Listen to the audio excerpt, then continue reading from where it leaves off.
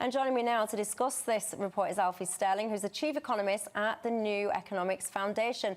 Good evening to you, Alfie. This report then, it basically says £50,000 the wealthiest have made during COVID.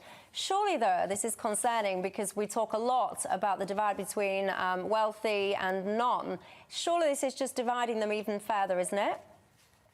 That's right. We've seen the gap in wealth grow hugely. So in total, across the entire economy, wealth across the UK has risen by about £900 billion. But this reflects really a K-shaped recovery, if you like. So some people have done extremely well out of the pandemic, and the ability to work from home, to not have to spend income on different types of consumption and therefore build up their savings, while others, of course, have lost work due to lockdown and had to borrow or eat into savings. And so this K-shaped recovery has really driven a wedge between rich and poor, such that the gap now is far, far larger than it was before the crisis.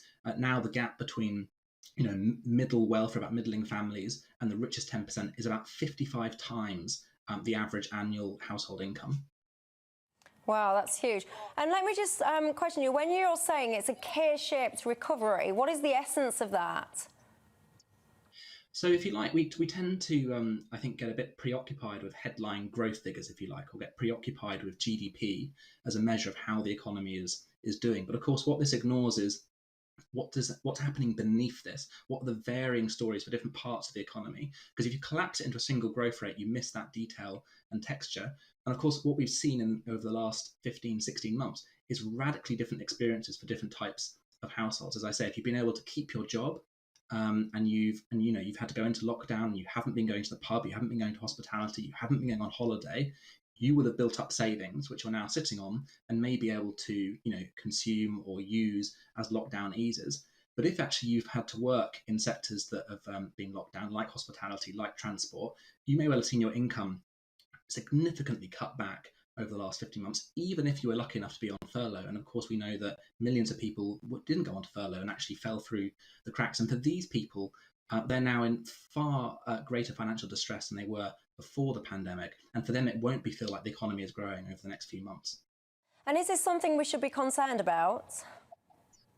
Yes, I think we should be really concerned about it for two reasons. So the first is just a general question of living standards. And some work that the organisation I work for, the New Economics Foundation, did some forecasting for the end of 2021, which showed that more than 21 million people in the UK will be living below a minimum income standard. So they won't have an income that's sufficient to live a decent quality of life. They'll have to choose between things like putting food on the table or buying a new pair of shoes if their shoes break. So that's nearly 1 in 3 people living below a standard of living that quite frankly is not acceptable in this country.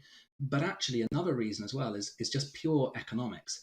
The problem with a situation where a huge proportion of people have built up lots of savings and many others have very little savings at all is it really eats into your ability to spend in the economy. And of course, one person's spending is another person's job. And if a small proportion of people have built up huge savings, they're unlikely to spend all of that as we move through to the recovery, which will cost jobs in the long run as well. And what's this going to mean for the whole levelling up? That whole notion we hear now that we're going to level everyone up, bring everyone together. But actually, what we're hearing today is that those people up here have gone even further up here, whilst these people have gone even further down there. What does that mean for the levelling up? I'm presuming it's going to make it a bit harder. Yeah, I think that unless government steps in and puts in policies that will address these gross increases in inequality, then levelling up really does just become a catchphrase and a few words without substance. We're going to see, if anything, both a levelling down for some groups, while a kind of rocket fuel under a small number of people as inequality rises, unless government steps in. And the cut in universal credit that is coming in October is one really good example of this. Government's planning to cut £6 billion from our safety net.